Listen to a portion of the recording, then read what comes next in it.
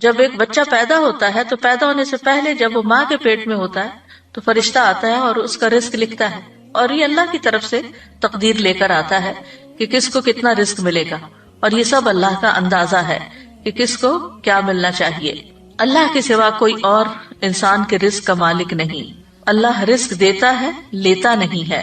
سورۃ طٰہٰ میں اللہ تعالیٰ فرماتے ہیں وَأْمُرْ أَهْلَكَ بِالصَّلَاةِ وَاصْطَبِرْ عَلَيْهَا لَا نَسْأَلُكَ رِزْقًا نَحْنُ نَرْزُقُكَ وَالْعَاقِبَةُ لِلتَّقْوَىٰ، اور اپنے گھر والوں کو نماز کا حکم دو اور اس پر خوب پابند رہو، ہم تم سے کسی رزق کا مطالبہ نہیں کرتے، ہم ہی آپ کو رزق دیتے ہیں اور اچھا انجام تقویٰ کا ہے۔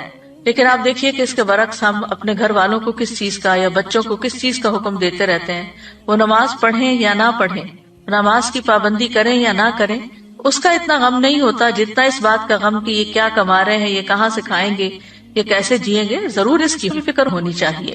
یہ نہیں کہا گیا کہ اسباب اختیار نہ کرو، اسباب اختیار کرنے چاہیے، لیکن اللہ سبحانہ وتعالیٰ فرماتے ہیں کہ ہم آپ سے رزق نہیں مانگتے، رزق تو اللہ کے ہاتھ میں ہے۔ ان اللہ هو الرزاق ذو القوة المتین، اور اگر وہ اپنا رزق روک لے تو کوئی دے نہیں سکتا۔ امن هذا الذی یرزقکم ان امسک رزقہ بل لجوا فی عتو ونفور، یا وہ کون ہے جو تمہیں رزق دے اگر وہ اپنا رزق روک لے، بلکہ وہ سرکشی اور بدکنے پر اڑے ہوئے ہیں۔ تو جب انسان کو یہ یقین ہو جاتا ہے کہ رازق اللہ ہے تو پھر انسان رزق کی تنگی میں اسی کی طرف رجوع کرتا ہے، ورنہ وہ انسانوں کو یہ سمجھتا ہے کہ یہ میرے رازق ہیں تو پھر وہ ان کی چاکری پہ لگ جاتا ہے اور ان کی خوشامد پہ لگ جاتا ہے کہ شاید یہی جاب دیں گے تو جاب ہوگی، یا یہ تعاون کریں گے تو ہی رزق ملے گا، جبکہ رزق جو ہے وہ اللہ کے ذمہ ہے۔ اللہ تعالیٰ فرماتے قل ارأیتم ان اصبح ماؤکم غورا فمن یأتیکم بماء معین، کہہ دو کیا تم نے دیکھا اگر تمہارا پانی گہرا چلا جائے تو کون ہے جو تمہیں بہتا ہوا پانی لا کر دے۔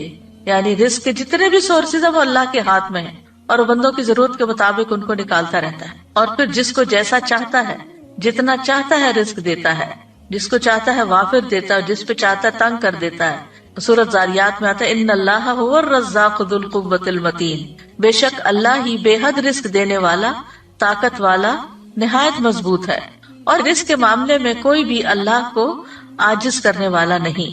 یعنی اگر اللہ تعالیٰ دینا چاہے کسی کو تو کوئی روک نہیں سکتا، اور اگر وہ روک دے تو کوئی دے نہیں سکتا۔ قرآن مجید میں آتا ہے ان ھذا لرزقنا ما لہ من نفاد، بلا شبہ یقیناً یہ ہمارا رزق ہے جس کے لیے کسی صورت ختم ہونا نہیں ہے۔ دنیا میں بھی جب تک مخلوقات زندہ ہے رزق آتا رہے گا، اور جنت میں جانے کے بعد تو جنت کا رزق کبھی ختم ہوگا ہی نہیں۔ رزق کے معاملے میں یہ بھی یاد رہے کہ اللہ سبحانہ تعالیٰ اپنے نافرمانوں کو بھی رزق دیتا ہے، یعنی اگرچہ تقویٰ سے اور توکل سے یعنی کہ رزق کی کنجیاں ہیں کئی ایک، لیکن جو نافرمانی کرتے ہیں دنیا کی اس محدود زندگی میں، چونکہ وہ اللہ کی مخلوق ہے، اللہ نے ان کو پیدا کیا ہے، تو اللہ تعالیٰ ان کو رزق بھی عطا کرتا ہے، ان کی نافرمانیوں کے باوجود بھی انہیں رزق دیتا ہے۔ شیطان بھی اللہ ہی سے رزق مانگتا ہے، حالانکہ وہ اللہ کا دشمن ہے، لیکن رسول اللہ صلی اللہ علیہ وسلم نے فرمایا کہ ابلیس نے کہا اے میرے رب تو نے اپنی ساری مخلوق کا رزق واضح کر دیا ہے، تو میرا رزق کہاں ہے؟ اللہ نے فرمایا ہر وہ چیز جس پر میرا نام نہ لیا جائے اس رزق میں تم شامل ہو۔ پھر اسی طرح آسمان والوں کو بھی وہی رزق دیتا ہے اور زمین والوں کو بھی وہی رزق دیتا ہے۔ حاتم الاسم سے پوچھا گیا من اینا تاکلو، کہاں سے تم کھاتے ہو؟ یعنی تم کوئی کام کاروبار تو نہیں کرتے، کھاتے کہاں سے؟ قال من عند اللہ، کہنے لگا اللہ کے پاس سے۔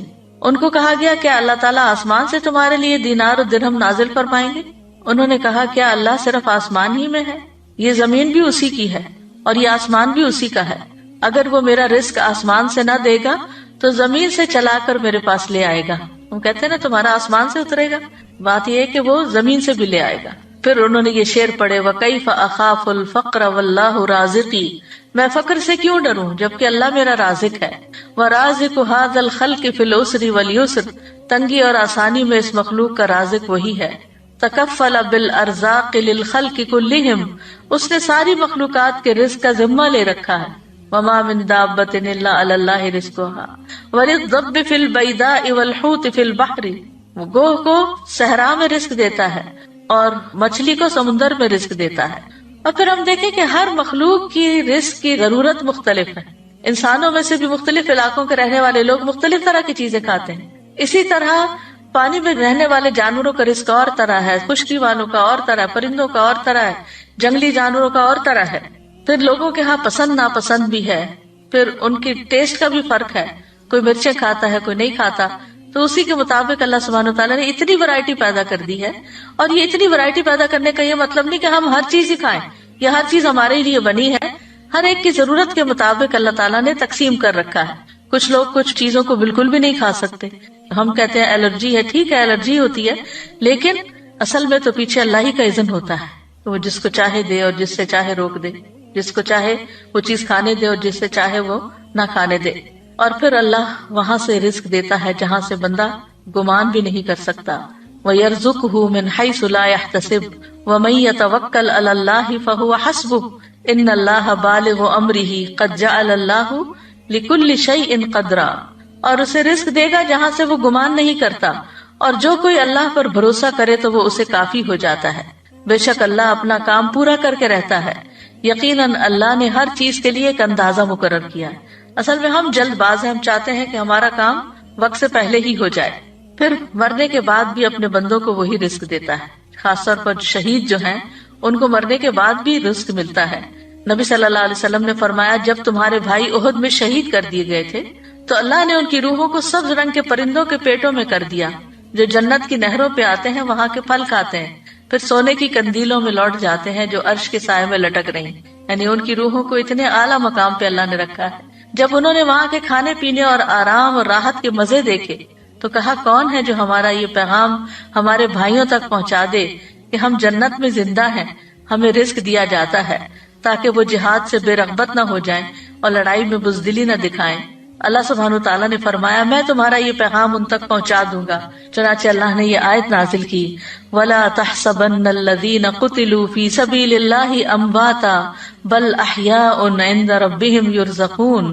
وہ لوگ جو اللہ کی راہ میں قتل ہوئے ان کے بارے میں یہ ہرگز خیال نہ کیجیے کہ وہ مردہ ہیں، بلکہ وہ زندہ ہیں، اپنے رب کے پاس رزق دیے جاتے ہیں. اور پھر ایک اور جگہ پر بھی اللہ تعالیٰ نے ایسے لوگوں کے لیے رزقا حسنا کی خوشخبری دی.